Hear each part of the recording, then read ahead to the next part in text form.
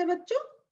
परमाणु की संरचना, ये हमारा चैप्टर चल रहा है विज्ञान के, जो हमारे ये सेशंस चल रहे हैं, और उसमें हम आज और प्रश्न और उत्तर आपके साथ डिस्कस कर रहे हैं। तो आपने इससे पहले वाले सेशंस में देखा होगा, काफी हम लोगों ने प्रश्न देखे और उनके उत्तर किस प्रकार देने हैं वो भी हमें समझ में आ गया। आज कौन से प्रश्न थोड़े से आपके चैप्टर के बचे, तो देखते हैं। आज का हमारा पहला प्रश्न आता है, इलेक्ट्रॉन, प्रोटॉन और न्यूट्रॉन के गुणों की तुलना कीजिए। अगर मैं कहूंगी आज के सेशन में हमारा बहुत कुछ थ्योरेटिकल चल रहा है, जो हमें भाषा में अपना जो समझा है उसको लिखना है। तो हम देखते हैं कि इसमें जब उनके गुणों की बात कर रहे हैं तो हम बात कर रहे हैं संकेत की, उनके आवेश की, उनके द्रव्यमान। ओके, यह हमारे जो इलेक्ट्रॉन है, प्रोटॉन है और न्यूट्रॉन। सो संकेत हम क्या है, इलेक्ट्रॉन का इस रूप में लिखते हैं, प्रोटॉन का इस रूप में लिखते हैं और न्यूट्रॉन का इस रूप में लिखते हैं। क्लियर हुआ? तो यहाँ पे आप देख रहे हैं ये -1 +1। क्लियर हुआ? मैं ये क्योंकि हम इलेक्ट्रॉन को नेगेटिव चार्ज मानते हैं और प्रोटॉन को पॉजिटिव चार्ज मानते हैं। अब आवेश की बात करते हैं तो ये ऋणात्मक आवेश होता है, प्रोटॉन पर धनात्मक आवेश होता है और न्यूट्रॉन पर कोई आवेश नहीं होता है। द्रव्यमान की बात कर रहे हैं तो प्रोटॉन के द्रव्यमान का 1/2000 गुण होता है और प्रोटॉन 1 इकाई द्रव्यमान इसका माना जाता है और न्यूट्रॉन का 1 इकाई द्रव्यमान माना जाता है। क्लियर? अब हमारा आता है जो थ्योरेटिकल है यह क्वेश्चन भी, जे थॉमसन के परमाणु मॉडल की क्या सीमाएं हैं। तो दूसरे वैज्ञानिकों द्वारा किए गए प्रयोग के परिणामों को जे थॉमसन के मॉडल के द्वारा समझाया नहीं जा सका था।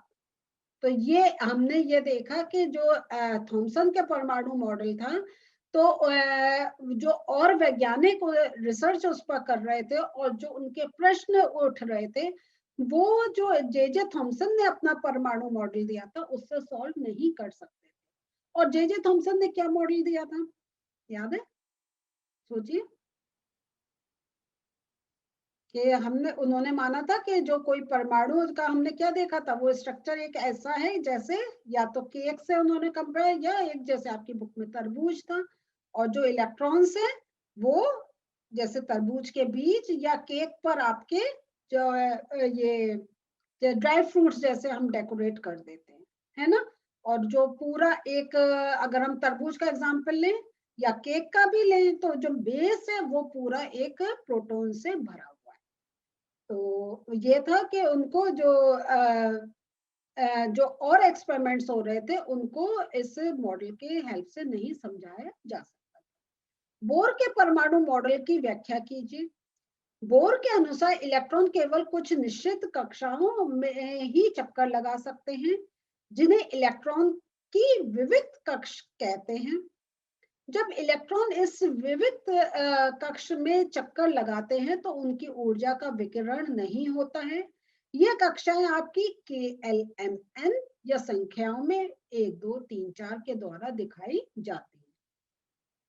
तो जितना हमने बोर का परमाणु मॉडल था उसको हमने ये कुछ अपनी लाइंस में समझा दिया। मेन है हम उन्हें कि वो उनके जो शेल्स हैं उसके बारे में हमें बात करनी है और उनको किस नाम से जानते हैं वो हमें बताना होता है। रदरफोर्ड के परमाणु मॉडल की क्या सीमाएं हैं?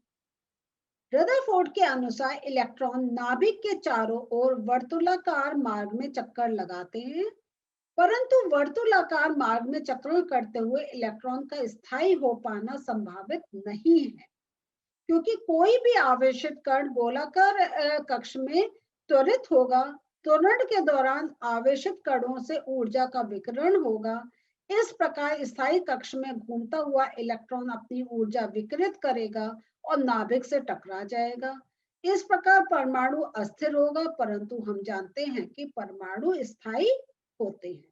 ये आपको याद होगा, जब मैं टॉपिक कर रही थी मैंने एक नोट्स में भी आपको, जो अब मैं अपनी स्लाइड्स दिखाती हूँ उसमें आपको ये मैंने शो करा था, क्योंकि ये बहुत पूछा जाता है कि रदरफोर्ड, क्योंकि रदरफोर्ड ने बहुत कुछ पता कर लिया था, इलेक्ट्रॉन्स प्रोटॉन्स के बारे में काफी उसने बता दिया था, न्यूट्रॉन तो हमें बाद में पता चले थे, लेकिन वो पता चल गया था कैसे कि सेंटर में न्यूक्लियस होता है जहाँ पे प्रोटॉन होते हैं। बहुत कुछ हमें रदरफोर्ड मॉडल से पता चला था, लेकिन उसमें जो सीमाएं थी वो उसके कारण हमें और नए हमारे आविष्कार हुए। तो वो सीमाएं भी अगर देखें हमारे लिए एक बहुत लाभकारी थी, इसलिए बहुत ये पूछा जाता है।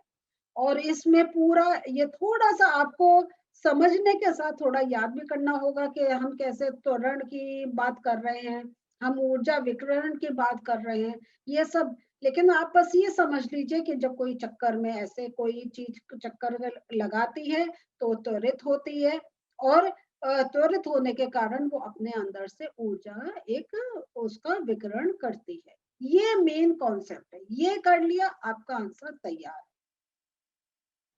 अब हम लोग देखते हैं आज का एक और प्रश्न। इस अध्याय में दिए गए सभी परमाणु मॉडलों की तुलना कीजिए। ये आपका इसलिए मैं कहूंगी कि आपसे ऐसे एग्जाम्स में नहीं पूछा जाएगा प्रश्न, लेकिन ये क्या है कि आपके इस आंसर से आपके और जो प्रश्न है उनके आंसर्स मिल सकते हैं, क्योंकि हम सारे परमाणु मॉडल की बात कर रहे हैं। तो किसी एक की भी अगर आपसे पूछा गया तो इस का एक पार्ट लेकर आप, इस आंसर का एक पार्ट लेकर आप उसका उत्तर दे सकते हैं।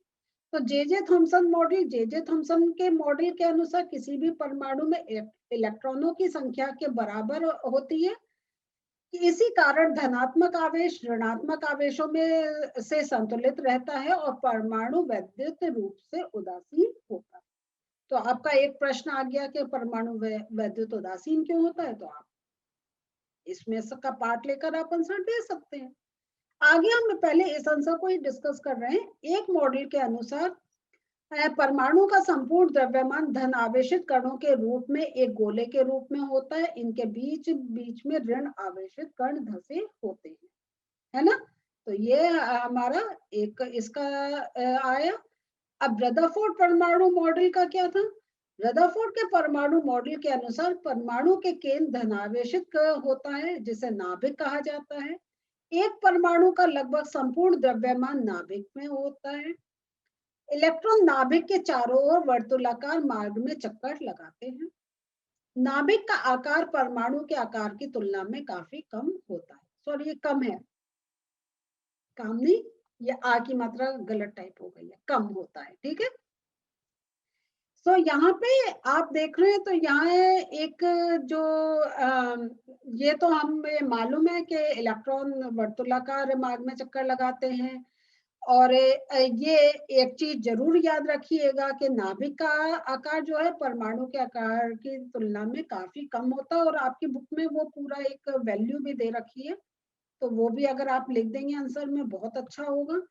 और यहाँ पे यह है कि परमाणु के केंद्र धनावेशित होता है। तो ये रदरफोर्ड के परमाणु मॉडल से हमें एक पता चला कि हमें केंद्र के बारे में पता चला। अब बोर परमाणु मॉडल की बात करते हैं। तो बोर के अनुसार इलेक्ट्रॉन केवल कुछ निश्चित कक्षाओं में ही चक्कर लगा सकते हैं, जिन्हें इलेक्ट्रॉन के विविध कक्षा कहते हैं। जब इलेक्ट्रॉन इस विविध कक्षा में चक्कर लगाते हैं तो उनकी ऊर्जा का विकिरण नहीं होता है। जो बोर का हमने जब, सॉरी, रदरफोर्ड का जब हमने देखा था तो सबसे बड़ा यही पॉइंट आ रहा था कि अगर आप कह रहे हैं इलेक्ट्रॉन चक्कर लगा रहे हैं तो वो अपने अंदर से ऊर्जा का विकिरण क्यों नहीं कर रहे हैं, और उसका उत्तर हमें बोर के परमाणु मॉडल से पता चला। और जो हम ये तो जानते हैं कि ये कोश जो होते हैं KLMN और संख्या 1 2 3 4 के द्वारा दिखाई जाती है। और मुझे विश्वास है हमने ये जो शेल्स के नाम और इनके नंबर, इनको इतनी बार अपने इन सेशंस में बोल दिया है कि ये तो आप कहेंगे ये तो हमें पक्का हो गया है, हमें याद करने की भी नीड नहीं है, और हम कभी इसको भूल भी नहीं सकते। इतना हम लोगों ने इसको डिस्कस कर लिया है। तो बच्चों, आज हमारा का सेशन भी एंड है, और ये चैप्टर भी आज हमने फिनिश कर दिया है। तो आपके सामने पूरा कंटेंट है, आपके सामने सारे प्रश्न और उत्तर हैं। आप पहले चैप्टर को ध्यान से पढ़िए, उसको रिवाइज करें, फिर प्रश्न उत्तर देखें, और इस चैप्टर को पक्का कर लीजिए। और जैसा मैं हमेशा कहती हूँ, उसके बाद भी कोई डिफिकल्टी है आप मुझसे ऐप के थ्रू पूछ सकते हैं। तो अगले सेशन में एक नए चैप्टर के साथ फिर आपसे मिलते हैं। बाय।